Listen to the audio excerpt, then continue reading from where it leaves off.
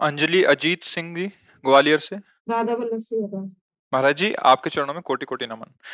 महाराज जी, मैं नाम स्मरण तो करती हूँ और सत्संग प्रवचन भी सुनती हूँ महाराज जी। इसके बावजूद भी कभी कभी घरेलू कार्यों से या रिश्तेदारों के पिछले और वर्तमान व्यवहार से मेरा मन बहुत आक्रोशित हो जाता है और फिर मुझे अपने आप पर भी गुस्सा आता है। मैं अपने भगवत मार्ग पर सही नहीं चल पा रही। नहीं, इसमें देखना है कि गुस्सा आना हो सकता है, दुख आना भी हो सकता है, हमें सहना पड़ेगा।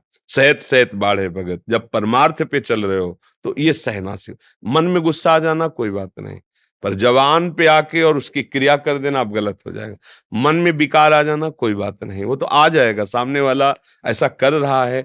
अब हम चाह रहे हैं कि आप ठीक से चलो, समय दे रहे हैं, आप ठीक से नहीं चलोगे, फिर हमें मन में आ जाएगा ना गुस्सा। 100 बार समझाया पर तुम्हारी समझ में नहीं आ रही, तो फिर भी हम समझाएंगे, भले नाराज होके समझाएं, अहित नहीं होने देंगे, अमंगल नहीं होने देंगे। ये थोड़ा हम में और संसारी पुरुष के क्रोध में अंतर है। हम तुम्हारे ऊपर गुस्सा होंगे, तुम्हें नाराजगी से बात करेंगे, पर तुम्हारा अमंगल नहीं होने देंगे। ऐसे ही आप लोग करो, पुत्र को समझाना है, परिवार को समझाना है, गुस्सा कर सकते हो, अमंगल की भावना नहीं, गुस्सा करना पड़ेगा। अब जैसे अधिकारी है कोई, अब वो गुस्सा न करेगा तो कैसे चलेगा। कुछ लोग ऐसे होते हैं जो कड़वी भाषा ही समझते हैं, प्रेम की भाषा नहीं समझते हैं, और आप ऐसा ऐसा ऐसा, तो फिर वो समझ, जैसे बच्चा है बार बार प्यार से आप ऐसा ना करो, नहीं समझेगा। अगर ऐसा कि थप्पड़ मार देंगे तो बार बार कड़वा भी बोल लिया, अच्छे से नहीं समझते तो फिर बहुत दुख होता है। तो भगवान के ऊपर समर्पित कर दो कि सारे सृष्टि को आप चलाते हो, आप भी इनको देख लीजिए, हमारे बस की बात नहीं, हम तो आपकी शरण में, सब बात बल जाएगी। अब अगर हमारे संभाले नहीं संभल रहा तो बात हम अपने भगवान को दे देते हैं कि प्रभु आप संभालो, और वो संभाल लेंगे। वो तो सारी सृष्टि को संभाले, अपने निश्चिंत होकर के नाम जप करें, जो हमारे हृदय में क्षोभ हो उसे शांति से सह जाए, वही तपस्या हो जाएगी, वही भक्ति बन जाएगी। और देखो भगवान सबको संभाल रहे हैं, जितना हमें सेवा दी उतना हम कर लेते हैं, फिर जब नहीं होता तो भगवान संभाले, फिर उनके ऊपर दे देते हैं। योगेश यादव जी, मेरठ से। श्री राधा। गुरुदेव, आपके चरणों में कोटि कोटि प्रणाम। गुरुजी, मैं खेती का काम करता हूँ। मेरे कारण मुझसे बहुत से कीड़े मर जाते हैं और कुछ ऐसी दवाइयां भी लगानी पड़ती हैं जिससे उन्हें मारना भी पड़ता है। मुझे बहुत दुख होता है। सब बोलते हैं अगर दवाइयां नहीं लगाएंगे तो फसल अच्छी कैसे होगी हाँ, महाराज ठीक जी। बात है। पर जो अतिथि सेवा और साधु सेवा और अन्य जीवों की सेवा बनती है ना, उससे उसके सारे दोष नष्ट हो जाते हैं। जैसे आपके घर में कोई साधु आ गया, कोई अतिथि आ गया, आप उसको भोजन पवाते हैं। इसके बाद फसल में बहुत से पशु पक्षी दाना चुगते हैं। ऐसा नहीं है कि वो पूरी फसल आपको ही मिल जाती है। कुछ न कुछ पक्षी पशु जो उसमें, तो उससे सुकृत बन जाते हैं। अतिथि सेवा से संपूर्ण पाप नष्ट हो जाते हैं गृहस्थ के। इसीलिए गृहस्थ में सबसे बड़ा जो सुकृत माना गया है वो अतिथि सेवा माना गया है। आए हुए कोई साधु महात्मा, कोई भूखे भोजन पवा दिया, कोई ऐसे हैं कि जिनको आटा चाहिए थोड़ा आटा दे दिया, कोई मान लो अपनी सामर्थ्य के अनुसार ये जो दरवाजे पर आए हुए भिक्षुक जनों को दे दिया, उससे सारे उसके दुष्कृत नष्ट हो जाते हैं। वो जैसे अब सोहनी लगा रहे हैं, पोछा लगा रहे हैं, तो अनजाने में भी कुछ जीव मर जाते हैं उसमें। अब ये चेष्टा ऐसी है, अगर कोई कहते बिल्कुल नहीं मरते तो ऐसा असंभव। सोहनी चाहे हम फूल झाड़ू ही क्यों ना लगा रहे हो, पर कोई न कोई जीव अंग भंग हो जाते, बहुत कोमल अंग होते हैं उनके। अच्छा, पोछा लगा रहे हैं, तो जरा सी असावधानी में 10-5 चींटी तो मर ही जाएंगी पूरे पोछा लगाने में। अब ये गृह सेवाएं हैं। अब इन सेवाओं में जब कोई घर में संत महात्मा पधारता है, उनका चरणामृत डाला जाता है घर में धो के, और उनको प्रसाद पकाया जाता है, सारे दुष्कृत नष्ट हो जाते हैं। इसीलिए तो गृहस्थ जन संतों से प्रार्थना करें, आप हमारे घर पधारिए, आपकी चरण रज पड़े, आप थोड़ी जूठ पाएंगे, जूठन गिरेगी, हम पावन हो जाएंगे। तो ये अतिथि सेवा, साधु सेवा, गौ सेवा, पक्षी आदि की सेवा। पहले घर में जब रोटी बनती थी ना, तो उसमें से पहली रोटी गाय को निकाली जाती थी। ये बचपन में हमने देखा। फिर इसके बाद जो है एक रोटी के टुकड़े करके छत में फेंक दिए जाते थे, कौवा चिड़िया आज पाएंगी। फिर घर के बाहर निकल करके पिताश्री ऐसे देखते थे कोई साधु महात्मा को ऐसे पाने, नहीं तो फिर लौट के आके प्रसाद पाते थे। ये गृहस्थ का धर्म है। अगर अपने दरवाजे पर कोई भूखा आ गया है तो आप उसको भूखे मत जाने दीजिए, कुछ पवा दीजिए। घर में कुछ न कुछ होता ही है। अगर नहीं है तो 10 मिनट प्रार्थना करके उनको रोकिए, 2 रोटी बनाइए, पवा सारे दुष्कृत नष्ट हो जाएँगे। इसीलिए कभी-कभी कहा जाता है कि आप संतों को जाओ, निमंत्रित करो, उनको बुलाओ। जैसे अब प्रायः संत धाम आदि में ही वास करने लगे क्योंकि कलिकाल की ऐसी चाल बन गई। तो अब क्या है कि फिर धाम आदि की यात्रा करो। जैसे प्रयाग चले गए, वृंदावन आ गए, किसी 1-2 साधु को कुछ पवा दिया, उनके चरण प्रणाम कर परिक्रमा की, ये सब नष्ट हो जाता है अपराध। ऐसा कोई शरीरधारी नहीं है, जिससे शुभ न बनता हो और जिससे अशुभ न बनता हो, क्योंकि शरीर शुभ-अशुभ दोनों से मिश्रित है। जब हम शरीराभिमान छोड़कर और प्रभु का आश्रय लेकर भजन करते हैं, तो शुभ-अशुभ दोनों का नाश हो जाता है। शरण निरापक पद रमित सकल अशुभ शुभ नंस, देत सहज निश्चल भगत सुजय जय श्री हरिवंश। गुरुदेव के प्रताप से, आचार्य के प्रताप से जब हृदय में भक्ति होती है, तो पुण्य और पाप दोनों का नाश हो जाता है और भगवत प्राप्ति कर लेता है। इसलिए कहीं भी रहो, किसान हो, व्यापार हो, कोई भी कार्य कर रहे हो, नाम जप करो और दूसरों का सुख चाहो। अगर सुखी होना चाहते हो तो गूढ़ बात है, दूसरों को दुखी करके कोई सुखी नहीं हो सकता। दूसरों को सुख देने की भावना रखो और कुछ ऐसे कर्तव्य कर्म होते ही हैं। अब जैसे पैदल आप चल रहे हैं, तो आप क्या समझते हैं कोई जीव हत्या नहीं होती? किससे नहीं होती? आकाश में थोड़ी चलोगे। आप श्वास ले रहे हो, क्या जीव हत्या नहीं हो रही? आपको पता नहीं कितने ऐसे जीवाणु हैं जो अंदर जा रहे हैं। तो ये कुछ प्रक्रियाएं ऐसी हैं जिनमें होता ही है और उसके लिए उपाय हैं। भगवान नाम जप करो। अपनी जानकारी से किसी जीव को हम कष्ट नहीं दे रहे, पर अपने अन्न की रक्षा नहीं करेंगे तो अतिथि सेवा नहीं होगी, परिवार का पोषण नहीं होगा, जीवन नहीं चलेगा। एक किसान खेत पालता, सैकड़ों लोगों के पेट भरते हैं। भले वो अर्थ से खरीदे, अगर वो पैदा ही नहीं करेगा तो तुम्हारा अर्थ थोड़ी खा लोगे। वो उस मेहनत उसकी काम करती है। भले मान लो लाखों रुपया है, तो लाखों रुपया खा लोगे क्या? खाओगे तो गेहूं ही। पर उस किसान से पूछो जो मेहनत करके 5-6 महीने में फसल तैयार किया, तो उससे कितने लोगों का मंगल हो रहा है, इसलिए किसान को पाप नहीं लगता। अतिथि सेवा, साधु सेवा, जगत मंगल के लिए हो। हमारे यहाँ तो भारत में बड़ा जोर का नारा लगाया है, जय जवान जय किसान। ले हाँ, तो आप किसान है तो ये न सोचे कि आपकी भक्ति कमजोर है। नहीं, ये हम बोल तभी पा रहे हैं जब रोटी पा रहे हैं, और रोटी तभी पा रहे हैं जब आप वहाँ गेहूं पैदा कर रहे हैं। अगर आप गेहूं पैदा बंद कर दे तो रोटी कहाँ से मिलेगी? ये बात सर। अमित भाटी जी। राधा वल्लभ श्री हंस प्रभु। महाराज जी, आपके चरणों में कोटि-कोटि प्रणाम। गुरुदेव, अगर कोई व्यक्ति किसी माता या बहन के साथ दुर्व्यवहार कर रहा हो या किसी प्रकार की हिंसा कर रहा हो, हम वहां से निकल रहे हो, तो ऐसी स्थिति में हमें क्या करना चाहिए? अगर प्राण भी बलियार करना पड़े तो कर देना चाहिए। रक्षा के लिए अगर कोई हमें मार भी दे तो उसे भगवत कृपा प्राप्त होगी। उस समय ये जो नपुंसकता छाई हुई है ना, कि माताओं बहनों के साथ या किसी के साथ अहित हो रहा, निगाह ये हमें बिल्कुल पसंद नहीं है। हमारा जीवन है, अगर किसी को कष्ट मिल रहा है, परहित लाग तजय जो देहि, संतत संत प्रशंसिते ही। अवसर मिले ना, जो दशरथ जी को सौभाग्य नहीं मिला, वो जटायु जी को मिला है।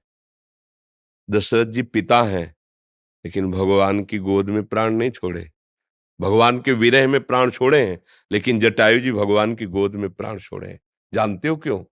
क्योंकि उन्होंने सियाजू के लिए अपने प्राणों की बाजी लगा दी। सियाजू को रावण हरण कर लिए। जानता है जटायु कि मैं रावण के सामने क्या हूं। बड़े बड़े दिक्पाल कांपते हैं, लेकिन एक पक्षी जटायु अपने पंख को प्रहार से उसको रावण को विचलित कर दिया।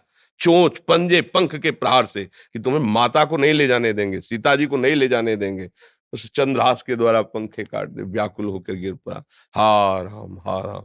आगे पड़ा जटायु देखा, चितवत राम चरण की रेखा। भगवान ने गोद में उठा। अंत्येष्टि के अंत समय उसका भगवान की गोद में प्राण निकला। और जो दशरथ जी की अंत्येष्टि क्रिया भरत जी ने की, राम जी ने स्वयं अंत्येष्टि क्रिया जटायु जी की। समझ रहे ना?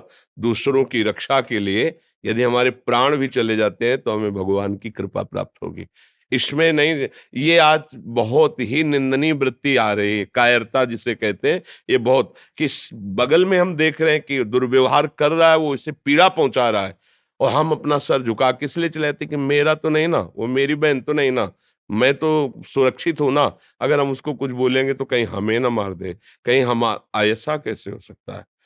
अगर इतनी व्यवस्था हमारे दिमाग में स्वसुख की छा गई है, तो फिर मनुष्य कहलाने योग्य नहीं है हम भाई, पशु कहलाने योग्य है, मनुष्य तो कहलाने योग्य नहीं है। एक बार अपने स्वरूप में आ जाओ, आप भगवान के अंश हो, एक बार आ जाओ। मरना एक बार है, 100 बार नहीं, ध्यान रखना। 100 बार नहीं मरना है, एक बार मरना है, और वो निश्चित समय है। कोई बिना समय के मार नहीं सकता, क्योंकि एक ही भय होता है जो डराता है, कहीं मृत्यु ना आ जाए, और वो हमने स्वीकार कर लिया है। बस फिर देखते हैं, यही स्वीकार करके बाबा जी बने थे कि अब मैं मरा।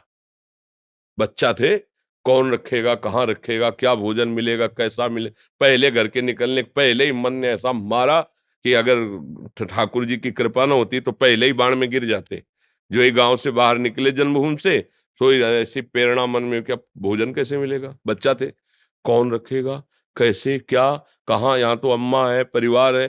तुरंत आया कि अब तो मरा, अब भगवान जैसे रखेंगे रखेंगे, भगवान के लिए मरेंगे। देखो आपके सामने बैठ, पूरा जीवन हो गया। एकांत गंगा किनारे अकेले घूमना, श्मशान, रात्रि में पेड़ के नीचे रुक जाना, मंदिर, कहीं भय थोड़ी लगा, क्योंकि मरा। प्रभु के लिए जीवन अर्पित, अब जैसे ऐसे कोई टच नहीं कर पाया। हाँ, उनका विधान है तो कोई गाली देगा, कोई अपमान करेगा, थोड़ा मजबूत करने के लिए, ऐसे कोई। तो ये तो होना चाहिए कि जैसे हम निकल रहे, कोई हमारी बहन को छेड़े तो उस समय आप ग्रीवा झुका के जाएंगे क्या? मारो मती, उसको बंदी बनाकर, हमारा कानून है, कानून को अर्पित करो। हिंसा करके तुम नया अपराध मत करो, पर कोशिश करो बचाने की, उसको बचाओ और उसको बंदी बनाने की। यदि उसमें कुछ होता है तो भगवान जाने। बात समझिए, हमारा उद्देश्य हिंसा करना नहीं होगा, बचाव पक्ष में। अगर बचाव पक्ष में हमारे प्राण चले जाएं या कुछ भी हो जाए, वो भगवान जाने, पर इस पर तो उतरना चाहिए। हम कई जगह ऐसा देखा है कि इतने लोग स्वार्थी हैं। एक बार हम 11 बजे रात्रि के, पहले 9 बजे तक आरती होती थी ठाकुर जी की, तो आरती करके फिर भिक्षा मांगते थे घरों में। तो जो मिल जाता फिर लेकर के एकांत पाते, आचमन करते, फिर यमुना किनारे कुछ देर बैठ, तो 11 बजे रात्रि के वापस होते थे। तो वापस हो रहे थे तो एक ट्रैक्टर की जो जोतने वाला होता है ना, हल, उसमें जो छेद होता है, जहां से वो कनेक्शन होता है, वहां एक नवीन बछिया गाय थी, उसका पैर पता नहीं कैसे उसमें चला गया था। जी हुई दृष्टि गई और कोशिश कर रहे, तो हम दौड़ गए, उसका पैर ऐसे पकड़ा, अगर ही इसने थोड़ा भी हिलाया तो टूट जाएगा, क्योंकि पूरा सेट हो गया था। अब हम घबरा गए, 11 बजे रात्रि, 3-4 लोग निकले, हमको भैया थोड़ा हमें सहयोग कर दीजिए, क्योंकि नया बच्चा है, अगर आप इसे थाम लेंगे और अपने लोग धीरे से उठा लेंगे तो इसका पैर सुरक्षित रहे। चीखते रहे, वो देखे भी नहीं, ऐसे पास से ही निकल गए, देखे भी नहीं। अब हम कहा अगर हम छोड़ते हैं तो क्या होगा, ये चरफराएगी और टूट जाएगा। अब क्या करें, कितनी देर बैठे रहेंगे? अच्छा, हमारे में इतना बल भी नहीं, वो पशु है और सयानी थी, पर नया बच्चा था, तो हम कहा क्या करें? तो बगल में एक बड़ा गेट लगा हुआ था, हम सोचा इसको भड़बड़ाएं, तो जे ही छोड़कर भड़बड़ाने गए से उसने ऐसा किया कि पैर बस हृदय में, कि अब क्या कर सकते हैं, बस फिर उदास होके चल दिए कि अगर वो 4 लोग मुझे सहयोग दे देते तो 5 थे, 5 तो इतना कर देते कि पीछे का हिस्सा तो उठा ही सकते थे, उठा लेते, वो बच जाता, सीधे निकल जाता ना, वो बच, उसको कंट्रोल करने की जरूरत है ताकत के द्वारा, कि वो हिले डुले ना। किसी ने सहयोग नहीं किया।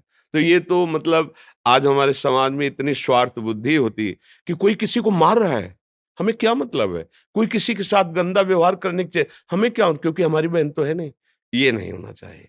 ऐसा व्यवहार ना तो कभी करे किसी के साथ, और जहां तक हो सके ना होने दे, तो भगवान आपके साथ है, ये भी बात समझ लो। और जब भगवान का पावर आपके साथ है तो फिर कोई परास्त नहीं कर सकता। और अगर कायरता दिखाओगे तो फिर कायरता में दम नहीं। हमारे देश के सूरवीरों ने घास की रोटियां खा के जिए, लेकिन गंदे लोगों के सामने सर नहीं झुकाया। विधर्मियों के सामने आप पढ़ो, बड़े बड़े चरित्र, महाराणा प्रताप आदि बड़े बड़े हमारे देश की जो देवियां हैं, वो अपने शरीर को नष्ट कर दिया, लेकिन विधर्मियों को स्पर्श भी नहीं करने दिया। तो हम उसी भारत देश के हैं। थोड़ी आधुनिकता आकर के गंदे विचारों को बढ़ावा दे रही, लेकिन हमारा देश धर्मगुरु है। भारत देश धर्मगुरु है। यहाँ एक से एक महापुरुष पैदा हुए हैं। जब तक अपने प्राणों का मोह रखा जाएगा तब तक धर्म पर चलना कठिन हो जाएगा। पूज्य श्री गुरु गोविंद साहब जी ने पंच प्यारों की जो तैयारी की थी वो इसी बात की थी। साइड में कोई हमें प्राण दे, जीवन दे, मैं उसे स्वतंत्रता दिलाऊंगा। लाखों की सभा में एक खड़े हुए, आओ अंदर। और ऐसा लीला की कि रक्त की धार बाहर दिखाई दिया कि और कोई 5 खड़े हुए थे पूरी सभा में। तब कहा था 1.25 लाख से एक को लड़ाऊंगा, क्योंकि इन्होंने प्राण समर्पित कर दिए ना, अब इनको ऐसा बनाऊंगा कि इनके सामने 1.25 लाख भी नहीं टिक सकते। क्यों? प्राणों का मोह छोड़ दिया ना। प्राणों का मोह छोड़ दो, सब भयभीत हो जाएंगे, क्योंकि सबका भय यही होता है कि मैं मरूं ना। और पापी पुरुष में ज्यादा हिम्मत नहीं होती, ध्यान रखना। हम लोग केवल प्राणों के भय से भयभीत होकर अधर्म सह रहे हैं। अगर आप अपने प्राणों का भय त्याग दें तो पापी जो पाप करने वाला है वो भयभीत, रावण भयभीत होके गया था सिया जी के लिए। उसके लिए जो शब्द आए ना, जिसे कुत्ता बढ़ियाई पे जाता है, ऐसे हो गया था। जिसके चलने से दिक्पाल कांपते थे वो वहां कांप रहा था।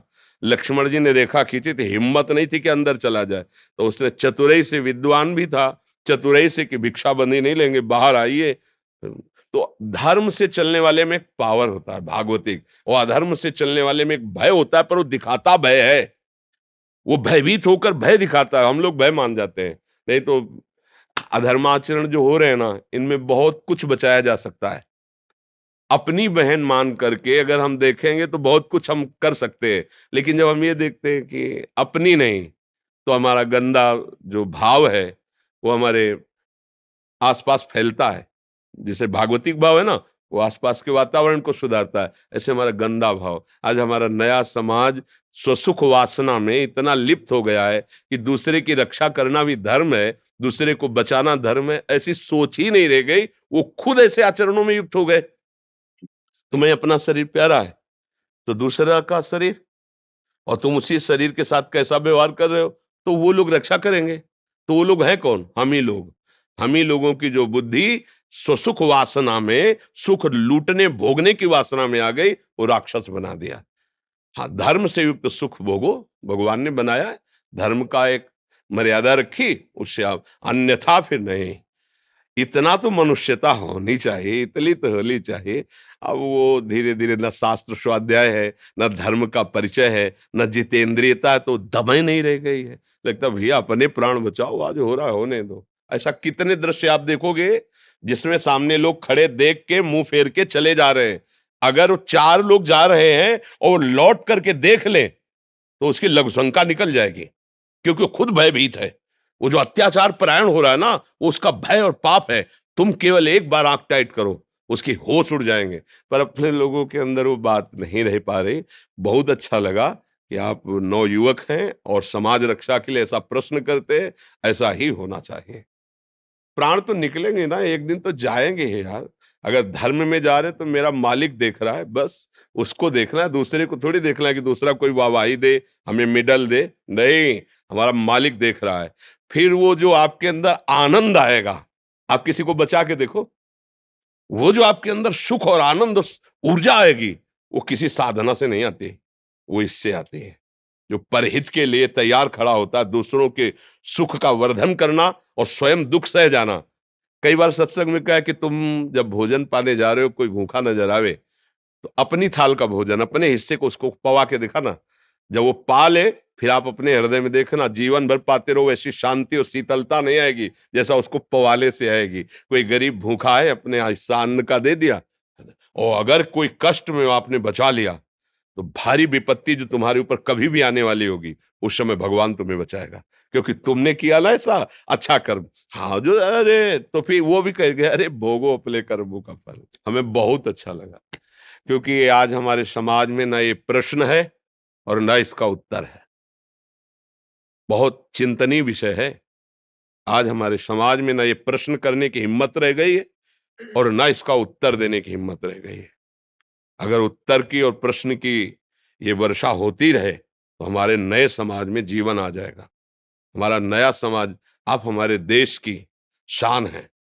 अगर आप लोग अपने आचरणों को गिरा देंगे, देशभक्ति की निष्ठा नहीं, समाज भक्ति की निष्ठा नहीं, धर्म भक्ति की निष्ठा नहीं, तो फिर पशुवत आचरण को तो आचरण नहीं कहते। फिर हमारी पशु में क्या भेद वृत्ति रह गई? वो जो खा पी रहा है, भोग रहा है, बस उतना ही। हमारा क्या जीवन? हमारा जीवन ऐसा कुछ होना चाहिए जो उनसे विशेष हो, विशेष जीवन हो। इसलिए हमें मुझे बहुत अच्छा लगा। आपकी भावना को प्रणाम करते हैं और सब ऐसी ही भावना से युक्त बनो। अपने जीवन में कम से कम किसी के काम आ गया जीवन ना, माता पिता भाई बंधु पड़ोसी परिवार देश। देखो ना, हमारे देश के वीरों को देखो, जैसे लोग ब्याह में नहीं प्रसन्न होकर के खुशी होकर जाते हैं, ऐसे फांसी पे चढ़ने के लिए तो विदेशियों के दिमाग काम नहीं करते कि भारतीय है क्या चीज। वंदे मातरम फंदा चुमा और गले में डाल करके झूम गए, देशभक्ति में झूम गए। उनको लग रहा था मरने के लिए तो अच्छे अच्छे को होश खराब हो जाते हैं, और ये भारतीय मरने के समय मुस्कुरा रहे और ऐसे जा रहे जैसे दूल्हा बनने जा रहे हो। वंदे मातरम जय हिंद और फांसी का फंदा लगाया। धर्म में चल रहा, आज हम उनके गीत गाते हैं, आज उन्हें प्रणाम करते हैं, उन्हें नमस्कार करते हैं। नहीं, पशुओं की तरह मर गए, कौन जानता है, कीड़े मकोड़े की तरह। अगर धर्म किया तो जैसे यहाँ स्वागत सम्मान आपका, तो वहां परलोक में भी जिसकी यहाँ निंदा होती ना, दूसरों को सताता रहता था, तो नरक में भी उसकी। और जब यहाँ होता है कि ऐसा समाज सेवी, ऐसा धर्म से चलने वाला, तो उसका वहां सम्मान होता है, क्योंकि मालिक देख रहा है ना, ये कर्म भूमि, ये खेती है, जैसा बोओगे वैसे ही आपको फल प्राप्त होगा। धन्यवाद के पात्र बनो, ऐसा जीवन बनाओ। डॉक्टर निहारिका गौतम जी। महाराज जी, हम फिल्म बनाते हैं, साइकोलॉजिस्ट हैं, क्या बनाते? पिक्चर होती है ना महाराज जी, अच्छा, पिक्चरें बनाते हैं। ये इनका थोड़ा सा एक था, मैंने देखा है कि जब से बॉलीवुड मीडिया स्टार्ट हुआ है, जब से हमारे संतों का व्यक्तित्व नेगेटिव ही दिखाया जाता है, इसलिए हम हाँ, आज हमने भी एक प्रश्नकर्ता ने प्रश्न किया था कि हमारी जो नवयुवक पीढ़ी है वो बहुत बर्बाद हो रही है, इसका सुधार कैसे हो? तुमका कैसे होगा भाई? सुधार होने के जो कारण हैं उनको तो हम मलिन कर रहे हैं। शास्त्र और संत जन यही अध्यात्म को प्रकाशित करते हैं, और अध्यात्म से ही सुधार होता है, अध्यात्म से ही इंद्रियों को शासन में लेते हैं। अब इन्हीं को फेक साबित कर दोगे, मान लो ऐसा नहीं कि सत्य नहीं है और ऐसा नहीं कि फेक नहीं है, दोनों बात समझना। अगर असली नोट है तभी नकली बनता है, और नकली अगर है तो उसका असली है। अगर नकली कोई है तो उसका असली है, दोनों रूप होते हैं। तो या तो आप दोनों रूप दिखाइए, आप फेक ही फेक अगर, तो फिर ठीक नहीं रहेगा। ऐसा नहीं कि कोई संत वेश का दुरुपयोग नहीं करता, फेक रख करके उसका दुरुपयोग भी कर सकते, और ऐसा नहीं कि असली संत ही नहीं होते। भगवान की सृष्टि ऐसा नहीं है।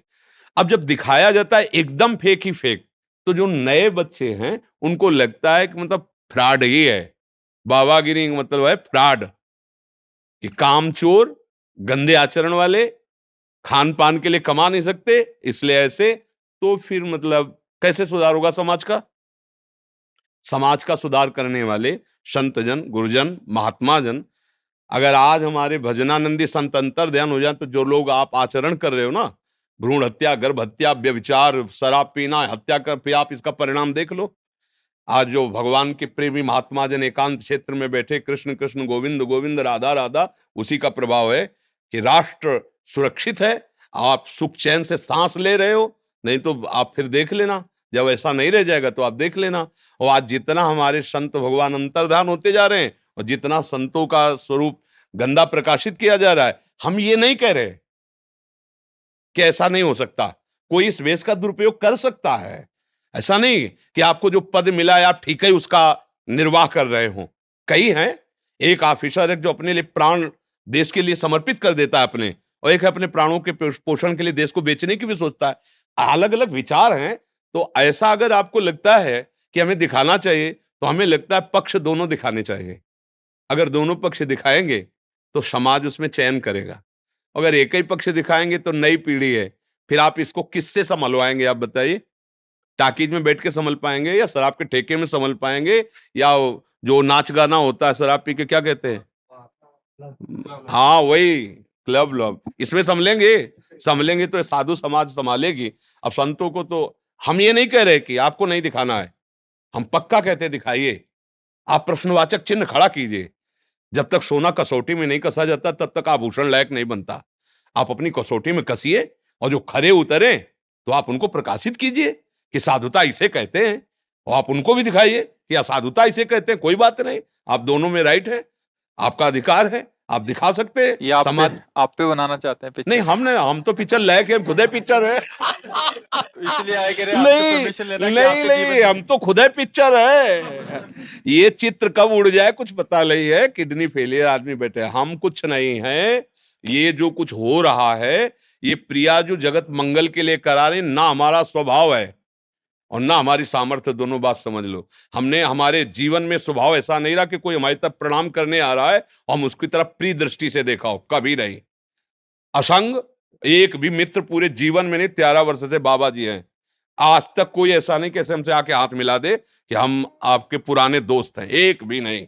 असंग जीवन कि कोई भी न जान पावे कि हम कुछ आए श्री जी का नाम लेकर के उनके लिए जीवन निर्वाह। एक संत ने पूछा था कि आपकी आंतरिक वृत्ति क्या है, तो हम कहा कुत्ते को जैसे ना एक टुकड़ा डालो और डंडा दिखाओ, तो टुकड़ा डाला तो आ जाएगा, डंडा दिखाओगे चला जाएगा, फिर डालो ऐसे वो फिर आ जाएगा, फिर डंडे से भगा दो फिर आए। मतलब उसे माना अपमान छू नहीं गया है। ऐसे ही जीवन रहे, कभी कोई हमें जान न पाए कि हम संत हैं, महात्मा है। पर भैया जिनके हैं अब वो करवा रहे हैं, जो ये जैसे प्रचार प्रसार है ना, कहीं कोई हमारा उद्देश्य नहीं है, श्री जी करवा रहे हैं। ये देखो, फूल में जब पराग आ जाता है ना, तो भंवरों के लिए निमंत्रण कार्ड नहीं भेजे जाते, अपने आप आ जाते हैं। ऐसे तुमको फिल्म बनानी नहीं पड़ेगी, तुम सब सहयोग करो इस बात का कि हम जो कह रहे हैं वो तुम चलो, तुम ही हमारी फिल्म होगे। आह, समझ रहे ना? तुम जितने सब हो, ये हमारा जीवन के प्रमाण बनोगे।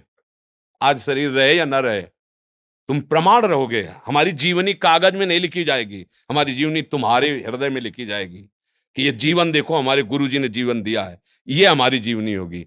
कि तुम्हें पढ़ना नहीं पड़ेगा, देखना होगा। देखो समाज को देखो, राधा राधा राधा राधा राधा, ये हमारी जीवनी होगी, ये हमारा फिल्म होगा। हमारे फिल्म के किरदार आप सब हो। यदि आप आचरण पवित्र रखोगे, नाम जप करोगे, भगवत मार्ग में चलोगे, तो हमारी फिल्म प्रकाशित हो गई, बन गई। उसको 4 लोग देखेंगे, भूल जाएंगे, लेकिन तुम्हारा आचरण तुम्हारे परिवार का उद्धार करेगा, तुम्हारे गांव का उद्धार करेगा। क्योंकि भाग तो हमें लगता है फिल्म बनाने से अच्छा है तुम अपने आचरणों को पावन करो और हमारी आज्ञा पे चलो, ये सबसे बड़ी बात होगी। क्यों सखी? जैसे आपकी इच्छा सर। महाराज जी आपके चरणों में कोटि कोटि प्रणाम। महाराज जी ना समय होने पर भी मुझ अदम से बहुत कम भजन हो पाता है, मैं आपकी आज्ञा पूर्णतः पालन नहीं कर पाती। महाराज जी मन मुझे बार बार गिरा देता है, मैं इस बार बार इसके अधीन होकर भजन से दूर हो जाता। हाँ, गलत चिंतन, गलत चेष्टाएं बहुत जन्मों से होती रही, तो उसका अभ्यास है ऐसा करना। पर अगर हम सुदृढ़ता पूर्वक नाम पकड़ लें तो फिर हमें कोई परेशानी नहीं होगी। क्या जाता है राधा राधा राधा राधा राधा, बुरे विचार आ रहे हैं, राधा राधा राधा। अगर हमें गलत ले जा रहा है, हम नहीं रुक पा रहे, तो राधा राधा राधा। श्री जी, तो जहां जाओगे श्री जी करुणा करके बचा लेंगे। ये ऐसा मार्ग है, यदि ईमानदारी से चलोगे तो बिना लिखे भी नंबर इसमें पूरे दे दिए जाते हैं। ये मतलब ये आखिरी तुमको बात बता रहे अंदर की। ये इतने करुणामय हमारे प्रभु हैं कि आपने आश्रय ले लिया ना, यद्यपि आपने बिल्कुल पढ़ाई नहीं की है, उद्दंडता की है, पर आश्रय ले लिया ना, तो कॉपी बिना जांचे ऊपर ही नंबर लिख देते, पास। मेरी शरण में आ गया ना, सर्वधर्मान परित्यज्य मामेकम शरणम ब्रज, तो अहम त्वाम सर्व पापेभ्यो मोक्षयिष्यामि मा शुचि। हे हरि देख लो, ये हमको दुष्ट स्वभाव लिए जा रहा है, नाथ मैं नहीं रुक पा रहा हूं, प्रभु मुझे संभालो। राधा राधा राधा राधा, तो जो संभलने का फल है वही तुम्हारी कॉपी में लिखा जाएगा, ध्यान रखना। पर अंदर से आपको दुखी होना चाहिए। जब आप असत वृत्ति में हो तो दुखी, वो अंदर बात। अगर आप उत्साहित हो तो भी दंड मिलेगा, अंदर की बात है ये। अब हम विवश हैं, नहीं हमसे इंद्रिया कंट्रोल में हो रहे, मन कंट्रोल में नहीं हो रहा, हे नाथ आप समा, तो उसका परिणाम जानते हो, भगवत प्राप्ति होगी। क्योंकि आप भगवत आश्रित हो, वो संभाल लेंगे। जन्म जन्मांतों से बिगड़ेल मन है, बुद्धि है, और हम में सामर्थ्य रह नहीं गई, क्योंकि इन्होंने खोखला कर दिया। इंद्रियों ने, मन ने इतना हमको निराश कर दिया, अपने अधीन कर लिया कि मुझे लगता है इसके बिना हम जी नहीं सकते। यह खोखलापन, एक व्यसन, कोई आदत, कोई क्रियाएं, भाई सब कुछ तो ठीक, पर इसके बिना मैं जी नहीं सकता, इसका मतलब मैं बहुत कमजोर हो गया हूं। तो अब इसके लिए फिर मुझे बलवान का सहारा लेना होगा। सबसे बलवान भगवान है। सुने मैंने निर्बल के बल रहा। चिंता नहीं करनी, चिंतन करना है। अगर हम अपनी तरफ देखेंगे तो हम नहीं चल पाएंगे। जब हम प्रभु की तरफ देखते हैं तो दौड़ लगा देते हैं कि बड़े करुणामय है, बड़े कृपा। वो अपनी तरफ देखते हैं ना तो मन निराश हो जाता है कि मैं ऐसे महान प्रभु के लायक कहाँ हूं। और जब उनकी तरफ देखते तो उत्साह बढ़ने लगता है कि इतने कृपालु प्रभु है हमारे, इतने दयालु है। तो हमें लगता है हमें अपनी तरफ देखना ही नहीं, हमें प्रभु की तरफ देखना है। तुम्हारी करुणा, तुम्हारा कृपा, विश्वास हमें है कि हमारा निस्तार कर देगा। वैसे हम लायक तो नहीं इसके, पर आपकी करुणा, आपकी कृपा। तो अभिमान नष्ट हुआ ना, भगवान के लायक हो गया वो। जो अपने को लायक समझते हैं ना, वहां हम होता है। और जब होता है मैं किसी लायक नहीं, तो वो बात आ गई जिससे भगवान प्रसन्न हो जाते हैं। इसलिए दैन्यता पूर्वक नाम जप, नाम मत छोड़ना। सब सुधर जाएगा, सब संभल जाएगा, सब बन जाएगा। बिल्कुल बिगड़ा हुआ भी सब बन जाएगा। नाम मत छोड़ना, बस ये बात यहाँ की कह रहे हैं और संतों की कह रहे हो, शास्त्र सम्मत कह रहे हैं। नाम को आप पकड़ लीजिए, फिर सारी वकालत करने के लिए हमारे वकील तैयार हैं। आपको कभी दंड नहीं मिलेगा, बात समझ लेना। एक बार जिन नाम ली हित सो होयति दिन, ताको संग न छाड़हि ध्रुव अपनो कर लीन। निश्चित सत्य भगवान उसे अपना कर लेते हैं। फिर आप राधा राधा राधा रटते हो, आपकी दुर्गति होगी। ऐसा कैसे हो सकता है? देखो, जज वही निर्णय करता है जो वकील पेश करता है, जो पॉइंट, जो प्रमाण पेश करता है। और हम लोगों की वकालत ये है कि भगवान के वाक्यों को पकड़ करके और उन्हीं को सुना देना। देखो प्रभु आपने कहा है, ये जीव है, कुछ भी हो सकता है, लेकिन आप ये भी तो समझिए ना कि जो रची हुई माया वो आपकी है ना, और ये जीव भी आपका है। इसीलिए कहते हैं ना कि गुरुदेव, संत जन ये कृपा समुद्र होते हैं। कृपा समुद्र का मतलब क्या है? हमारे पास कोई पावर है क्या? और वही हमारे पावर है। और वो पावर क्या है? उन्हीं की बात से पावर है, उन्हीं की बात से पावर है। उनका स्वभाव, उनकी करुणा, उनके वचन। उसी ठसक में बोलते हैं कि भगवत प्राप्ति ऐसे हो जाएगी। क्यों हो जाएगी? जैसे कोई बहुत प्रवीण वकील हो ना, आप मुकदमा रखो, थोड़ी देर समझ ले आपका मुकदमा, भाई आप निश्चिंत हो जाओ, जाओ हुआ, तो आप निश्चिंत हो जाते हो ना कि भाई नामी वकील है। तो आप समझो संसार का मुकदमा आपके, जब राधा राधा राधा, तो फिर न्यायाधीश जो है आपको मुक्त कर देगा।